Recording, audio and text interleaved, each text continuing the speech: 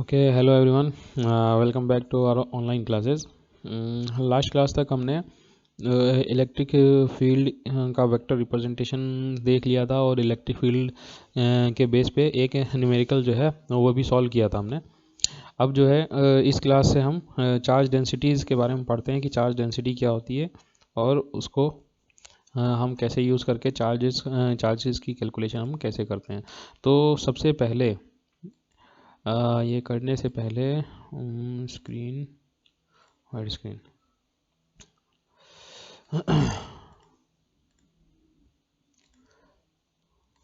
Okay. तो सबसे पहले हम समझ लेते हैं कि क्या चीज़ हो रही है। ये चार्ज डेंसिटी के बारे में मतलब समझ लेते हैं कि क्या क्या चीज़ें हैं। तो सपोज़ करिए कि हमारे पास में एक इनफाइनाइटली लॉन्ग वायर है। तो अब ये जो इनफाइनाइटली लॉन्ग वायर है, मुझे अभी इसकी एग्जैक्ट लेंथ नहीं पता, मैंने मान ली इसकी लेंथ जो है वो कितनी है, वो लेंथ मैंने मान ली इसकी L है। ठीक है, L इसकी लेंथ है। अब L लेंथ है, मैंने कहा इसके ऊपर में चार्ज प्रेजेंट है, पॉजिटिव चार्ज है, मान लीजिए पॉजिटिव चार्ज है जो कि यूनिफॉर्मली डिस्ट्रीब्यूटेड है पूरे के पूरे वायर की लेंथ के अलॉन्ग। ये टोटल चार्ज जो है वो यूनिफॉर्मली डिस्ट्रीब्यूटेड है। तो इसका मतलब क्या हो गया कि इसमें जो जितना भी चार्जेज है, मान लीजिए कि इसका टोटल चार्ज कितना है, मान लिया हमने कि वो टोटल चार्ज Q है। तो अब ये टोटल चार्ज Q जो है वो कहाँ पर डिस्ट्रीब्यूट है, ये कह रहे हैं कि इसकी टोटल लेंथ के अलॉन्ग डिस्ट्रीब्यूटेड है। ठीक है ना, टोटल लेंथ के अलॉन्ग डिस्ट्रीब्यूटेड है।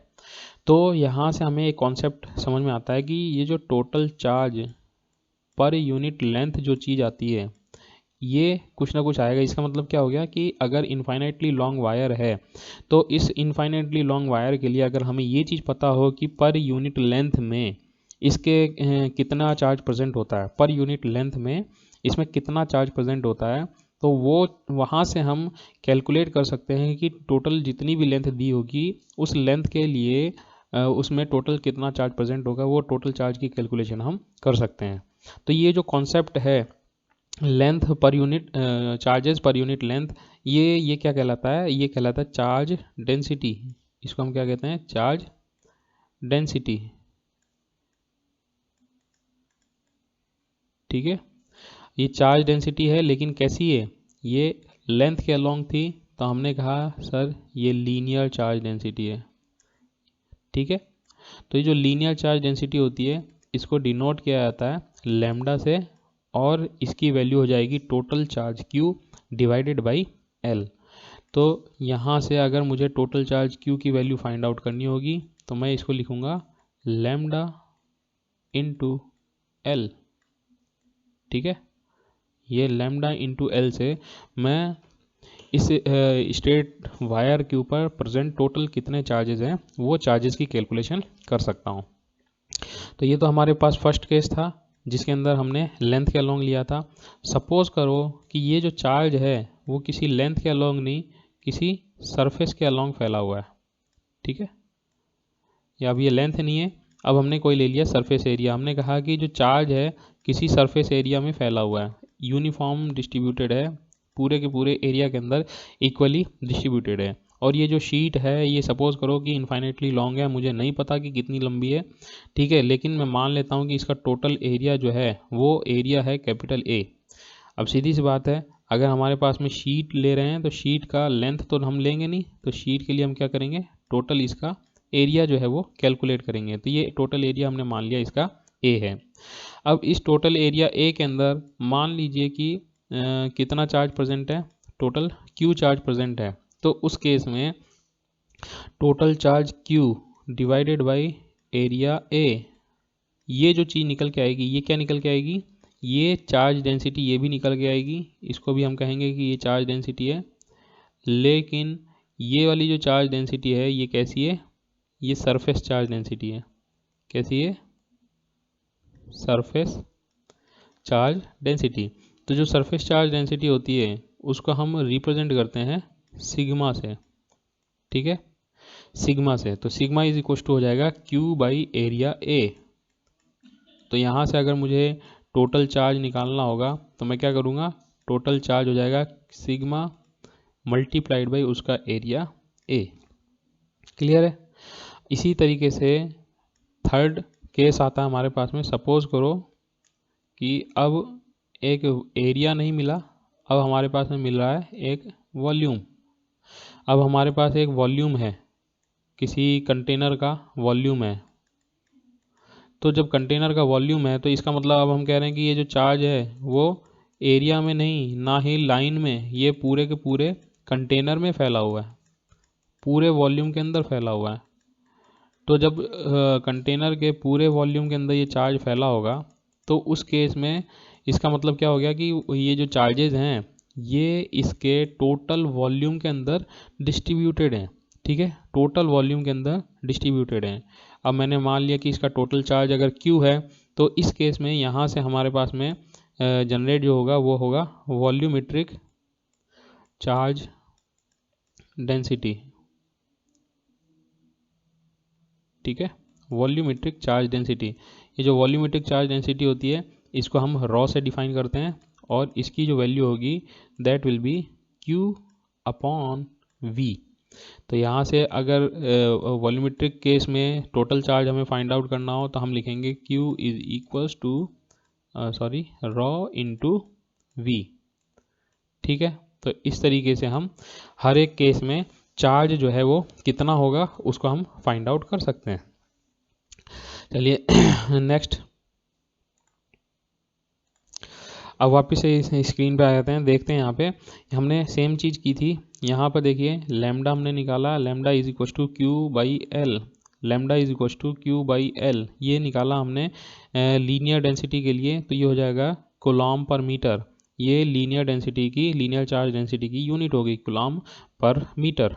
ठीक है, इसी तरीके से जब सरफेस चार्ज डेंसिटी निकाले तो उसका डेफिनेशन क्या बताया था कि if the charge is distributed over a surface area then the total charge present in a unit area is known as surface charge density. तो इसके लिए यूनिट क्या हो जाएगी, इसकी यूनिट हो जाएगी कूलॉम पर मीटर स्क्वायर। एरिया होता है मीटर स्क्वायर में होता है, तो हमने कह दिया इसकी यूनिट हो गई कूलॉम पर मीटर स्क्वायर। इसी तरीके से वॉल्यूम चार्ज डेंसिटी के लिए क्या हो जाएगा, if the charge is distributed over the volume of any object then the total charge present per unit volume is known as volume charge density. इसको रिप्रेजेंट करते हैं रॉ से और इसकी यूनिट हो जाएगी कूलॉम पर मीटर क्यूब। क्लियर है। तो यहाँ तक हमने क्या देख लिया, linear charge density, surface charge density और वॉल्यूमेट्रिक चार्ज डेंसिटी चेक कर ली। नेक्स्ट आती है electric lines of forces, electric field lines या फिर हम कहते हैं इलेक्ट्रिक लाइंस ऑफ फोर्सेज। ठीक है, ये इलेक्ट्रिक लाइंस ऑफ फोर्सेज हैं। तो ये क्या चीज़ होती हैं और उनकी क्या क्या प्रॉपर्टीज़ हैं उनको हम यहाँ पर चेक करते हैं। तो सबसे पहले देखिए कि इलेक्ट्रिक लाइंस ऑफ फोर्स या इलेक्ट्रिक फील्ड लाइंस होती क्या हैं। तो इलेक्ट्रिक फील्ड लाइंस क्या होती हैं इसको समझने के लिए चलिए वापस से ब्लैक स्क्रीन पे चलते हैं। स्क्रीन ब्लैक एंड कलर ले लेते हैं येलो। ओके नाउ, अब ये सपोज करो कि हमने यहाँ पर कोई, ये बीच में यहाँ पर कोई चार्ज ले रखा है, स्टैटिक चार्ज है, पॉइंट साइज का चार्ज है जिसकी इंटेंसिटी है Q। ठीक है, इसका मैग्नीट्यूड है Q। अब ये जो Q चार्ज है तो हमें इतना तो पता है कि भाई इसके चारों ओर कोई ना कोई एक ऐसा फील्ड जनरेट होगा जिसके अंदर ये दूसरे किसी भी चार्ज के ऊपर एक पर्टिकुलर अमाउंट का फोर्स जो है वो लगाएगा। तो फोर्स लगाएगा तो इसका मतलब हो गया कि इसके ऊपर दूसरे चार्ज के ऊपर, मतलब इसके चारों तरफ में एक इलेक्ट्रिक फील्ड पैदा हुआ। ठीक है, तो अब ये कह रहा है कि सपोज करो इसके पास में मैंने एक यूनिट पॉजिटिव टेस्ट चार्ज, हमने बताया था कि यूनिट पॉजिटिव टेस्ट चार्ज क्या होता है, Q नॉट जो होता है, इसको क्या क्या चीज़ है ये, यूनिट पॉजिटिव टेस्ट चार्ज। इसको टेस्ट चार्ज हम क्यों कहते हैं, इसको टेस्ट चार्ज कहने का रीज़न ये है क्योंकि ये जो Q नॉट है इसका इलेक्ट्रिक फील्ड नेग्लिजिबल होता है। क्या होता है, इसका जो इलेक्ट्रिक फील्ड है दैट इज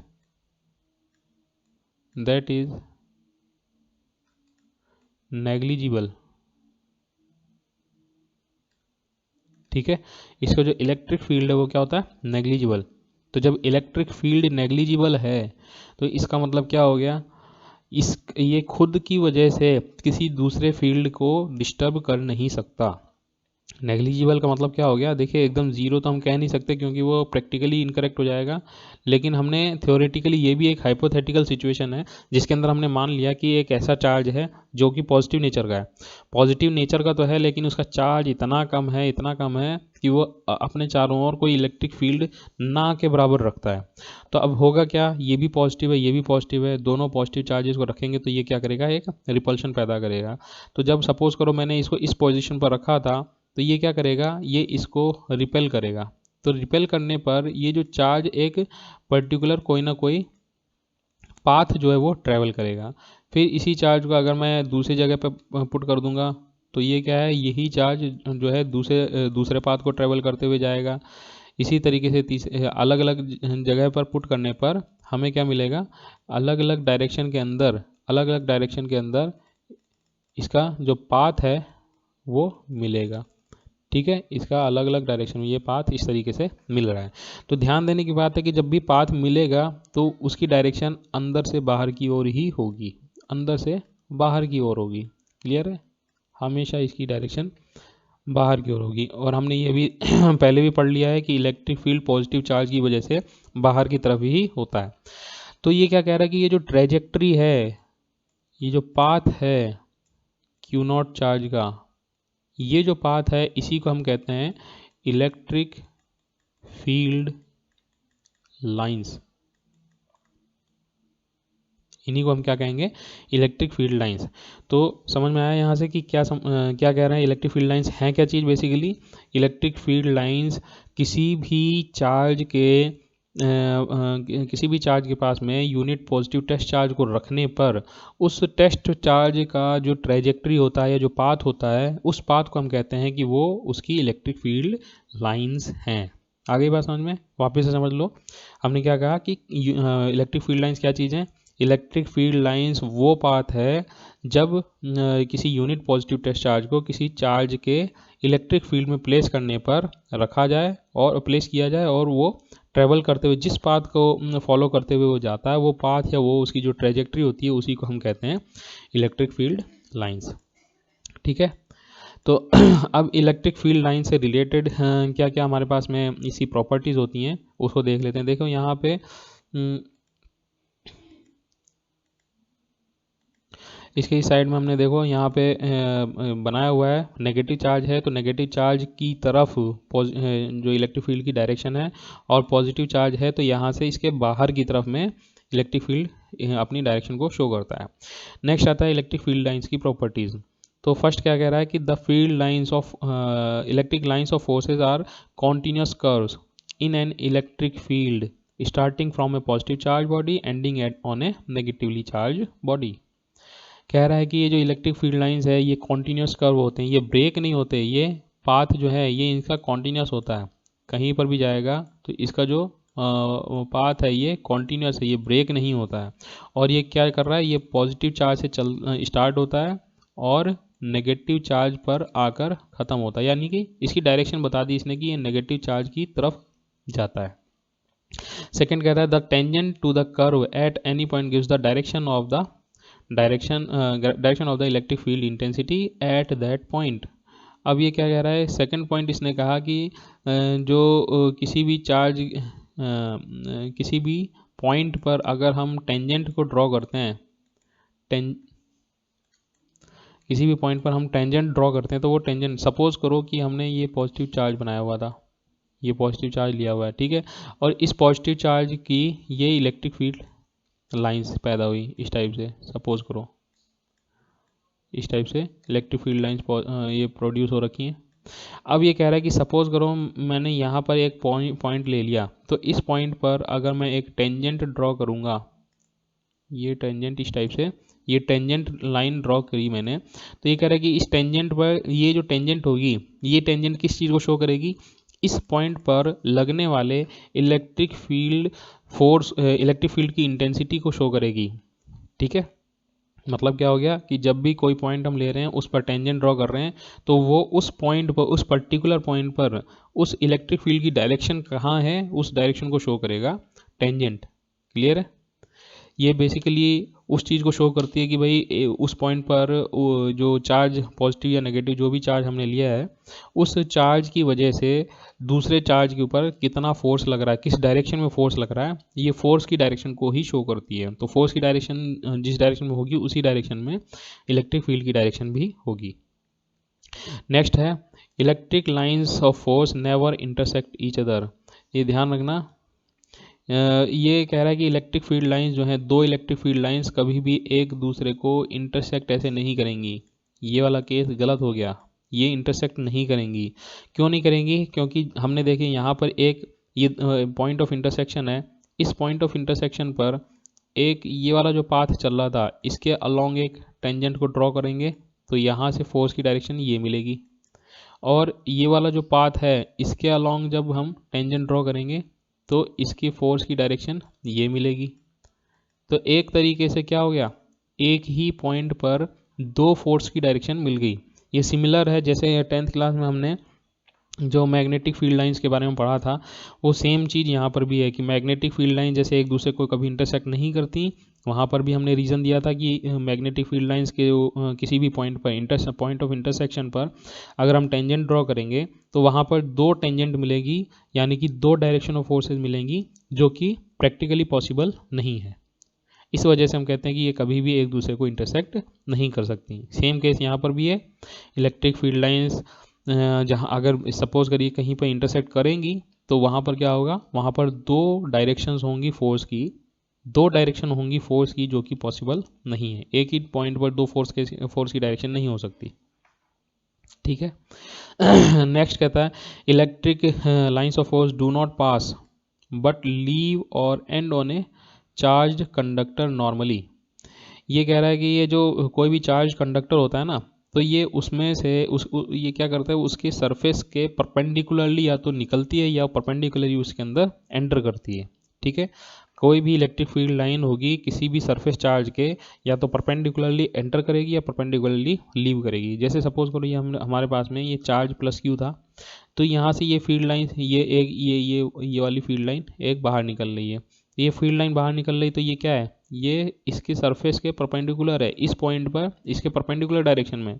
इसी तरीके से ये भी परपेंडिकुलर डायरेक्शन में है, ये भी परपेंडिकुलर है, ये भी परपेंडिकुलर, सारी की सारी लाइंस परपेंडिकुलर हैं एक दूसरे, नॉट एक दूसरे के, मतलब वो सरफेस के परपेंडिकुलर हैं। तो ये हो गया कि परपेंडिकुलरली बाहर निकल रही हैं। और यहाँ पर जब हम देखें तो ये इस पॉइंट पर इंसिडेंट कर रही है, तो हमने कहा कि देखो टेंजेंट ड्रॉ करके देखें तो हमें पता चलता है कि इस पॉइंट पर ये नॉर्मल है, इसके लिए देखें तो हमें लग रहा है कि ये भी नॉर्मल है, यहाँ पर देखें तो हमें पता चल रहा है कि ये भी नॉर्मल है। तो इसका मतलब क्या हो गया, हर पॉइंट पर ये सारी की सारी फील्ड लाइन जो आ रही हैं या फिर जा रही हैं वो सभी नॉर्मली आती हैं, यानी कि परपेंडिकुलरली आती जाती हैं। ठीक है, suppose the lines of forces are not perpendicular to the conductor surface. In this situation the component of electric field parallel to the surface would cause the electrons to move and hence conductor will not remain equipotential which is absurd as in। चलो एक यहाँ यहीं से एक और चीज़ समझ में आ गई कि एक कॉन्सेप्ट होता है इक्विपोटेंशियल का। इक्विपोटेंशियल का कॉन्सेप्ट क्या कहता है, ये कहता है कि सपोज करो कोई चार्ज है हमारे पास में, एक चार्ज Q हमने लिया हुआ है, हमने Q चार्ज लिया हुआ है, तो Q चार्ज से ये कह रहा है कि इक्वल डिस्टेंस पर इलेक्ट्रिक फील्ड की इंटेंसिटी तो सेम ही रहेगी ना। Q चार्ज से इक्वल डिस्टेंस पर हम देखते हैं कि इलेक्ट्रिक फील्ड की इंटेंसिटी कैसी रहेगी, सेम रहेगी। तो ये जो इलेक्ट्रिक फील्ड की इंटेंसिटी सेम जा रही है, तो जैसे सपोज करो यहाँ से ये सेंटर पॉइंट था इसका, तो यहाँ से मैंने कोई पर्टिकुलर r डिस्टेंस ले ली, तो ये कह रहा है कि इस चार्ज से अब r डिस्टेंस की रेडियस में कहीं पर भी आप चले जाओगे तो इलेक्ट्रिक फील्ड की इंटेंसिटी क्या होगी, वो इंटेंसिटी सेम ही रहेगी, वो चेंज नहीं होगी। तो जब चेंज नहीं होगी तो ये वाला जो सरफेस, इस टाइप का जो सरफेस या स्फेयर बनेगा, इसको हम कहेंगे ये है इक्वी पोटेंशियल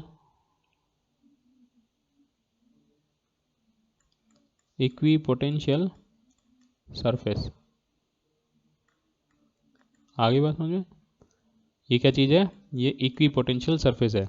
यानी कि किसी भी चार्ज से इक्वल डिस्टेंस पर अगर हम एक सरफेस को कैलकुलेट करें, कंसीडर करें, तो उस पर जो इलेक्ट्रिक पोटेंशियल होगा वो क्या होगा, इक्वल होगा, इक्वी पोटेंशियल होगा, यानी कि उसके ऊपर पोटेंशियल जो होगा वो हर जगह बराबर ही रहेगा। नेक्स्ट आते हैं, the number of electric lines of force that originates from or terminate on a charge is proportional to the magnitude of charge. ये कह रहा है कि जितना चार्ज की स्ट्रेंथ होगी, जितना ज़्यादा क्यू की वैल्यू जो मैग्नीट्यूड में जितना ज़्यादा होगा, उतनी ही ज़्यादा नंबर ऑफ फील्ड लाइंस जो है वो प्रोड्यूस करेगा। यानी कि ये डिपेंड करता है कि मैग्नीट्यूड ऑफ चार्ज के ऊपर कि कितना ज़्यादा स्ट्रॉन्ग मैग्नीट्यूड है, उसी के हिसाब से नंबर ऑफ फील्ड लाइंस भी उतनी ही ज़्यादा होंगी। नेक्स्ट कह रहा है कि number of field lines per unit area, number of field lines per unit area represents the magnitude of intensity. इसका मतलब क्या हो गया कि सपोज करो एक इरेजर लो, इसको इरेज करो,